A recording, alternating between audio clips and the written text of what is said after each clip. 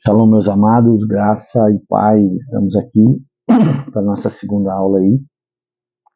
Vamos falar agora sobre o estudo da Bíblia, tá bom? Estudo da Bíblia. Os métodos, né? Formas de estudar a Bíblia. E é uma base para a gente também não se perder e acabar não fazendo besteira e não falando besteira também, ok? Em 1 Coríntios, capítulo 1, versículo 23, né? A gente vai ver Paulo falando a respeito do Evangelho que para os judeus, né? Mas nós pregamos ao Cristo crucificado, pedra de tropeço para os judeus e loucura para os gentios, mas para os chamados judeus e gentios, o Cristo é o poder de Deus e sabedoria de Deus, ok? Então, o leitor que não experimentou o novo nascimento nunca será capaz de entender os mistérios de Deus contido atrás da sua palavra. O que Paulo está falando aqui? Aquele que não experimentou de verdade o novo nascimento, né? A mudança de conceitos, aquele que não experimentou quando Jesus se apresentou, né? Teve aquela conversa com agora vai me fugir o nome do vaso, né? Que era um sacerdote, era um homem doutor da lei, me fugiu o nome dele. E Jesus disse para ele que era importante nascer de novo, né? Da água e do Espírito, né? E aí, aí a gente vê a base do conhecimento, muitas vezes sem uma revelação, sem uma experiência real, né? E aconteceu que esse homem não conseguiu, a base de conhecimento dele, de experiência, era muito rasa. Ele chega a ponto de dizer, tá, mas como que um homem adulto pode voltar a nascer de novo, né? Como pode voltar à barriga da mãe? Então Jesus disse, aquele que não nascer da água e do Espírito, né? O que é a água? É o batismo. O batismo, né? A ressurreição. Cara, isso é poderoso. Aquele que não nascer na ressurreição, né? Não renascer em Cristo, de verdade, não na religião, não na filosofia, não na base daquilo que falamos, mas daquilo que experimentamos. Está falando de uma experiência com o Cristo ressurreto. Ele não vai conseguir tirar das Escrituras os mistérios, a revelação, as chaves, aquilo que o Senhor nos dá de graça para vivermos, para se movermos na terra. A palavra é o maior ponto de revelação e de poder. Cristo é o ponto de poder. Ok? Para ter qualidade de um bom estudo bíblico, é preciso, é necessário ter fé. Ter fé. É a fé. Ok? Primeiro ponto de partida para estudar as Escrituras é ter fé. Pois sem ela o leitor jamais será edificado. Sem fé é impossível você fazer qualquer coisa que vá agradar a Deus. Principalmente estudar a sua palavra. Principalmente estudar as Escrituras. Porque nas Escrituras está contido o maior ponto de revelação de poder que há, Cristo, né? Ser convertido, porque somente pessoas verdadeiramente convertidas é que têm interesse de compreender os propósitos de Deus para a sua vida, revelados nas Escrituras. O que é a conversão? Uma mudança de mente, uma mudança de vida, uma mudança de hábitos, uma mudança, dá um giro de 360 graus na sua vida. Aprender sobre o Senhor, nós precisamos entender e se converter de verdade. Aquilo que era ruim em nós precisa ficar para trás, a velha natureza, as velhas manias, as velhas práticas,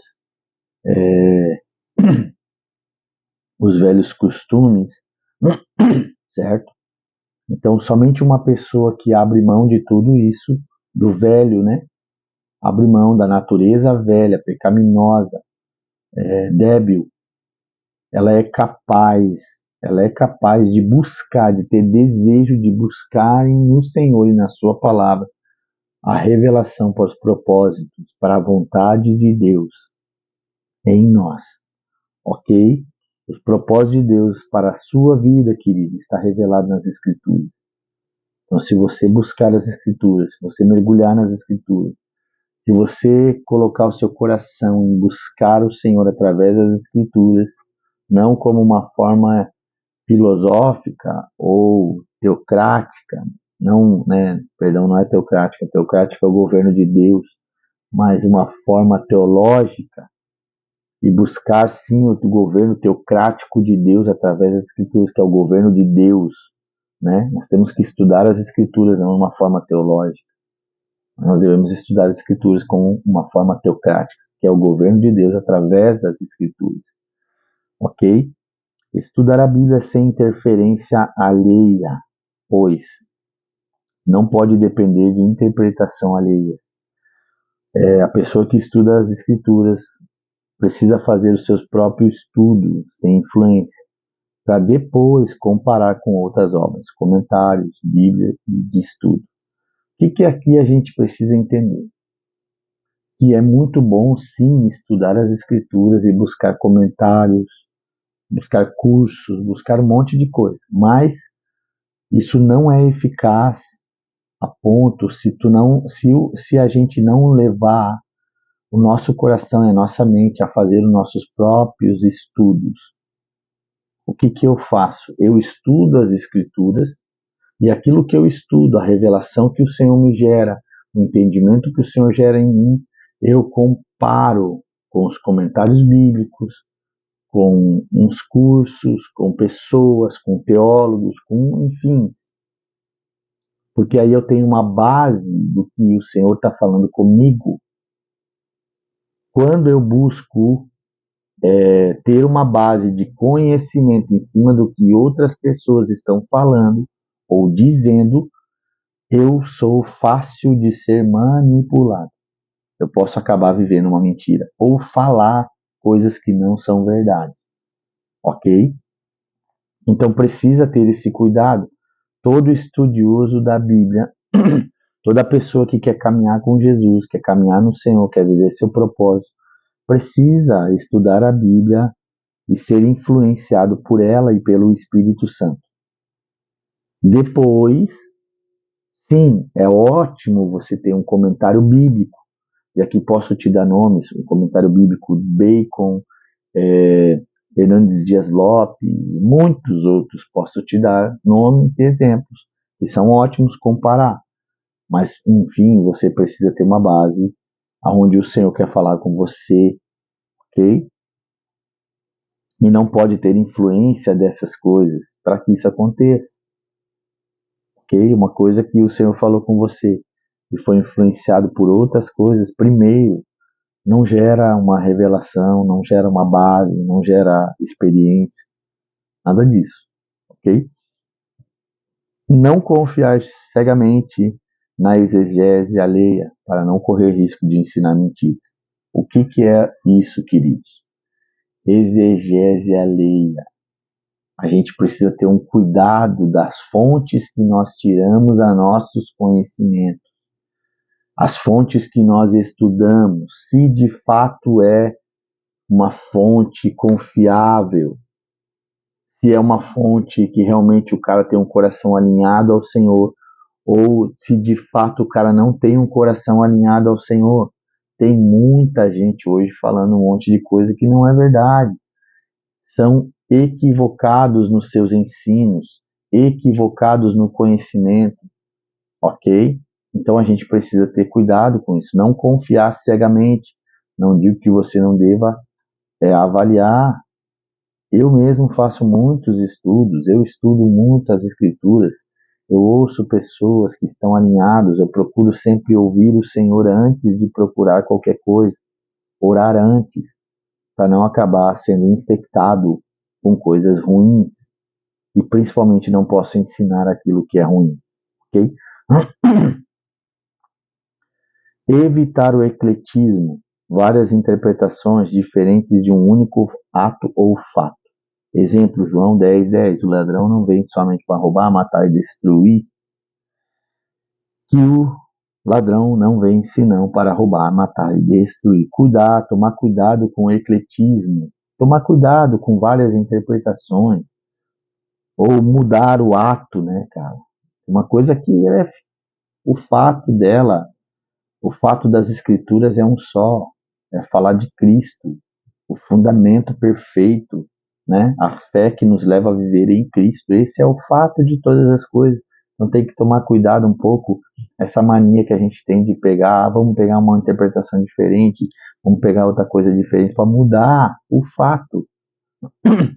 A gente tem que sim procurar entender com clareza o que está sendo falado, não mudá-lo, ok? Contextualizar a mensagem de Deus.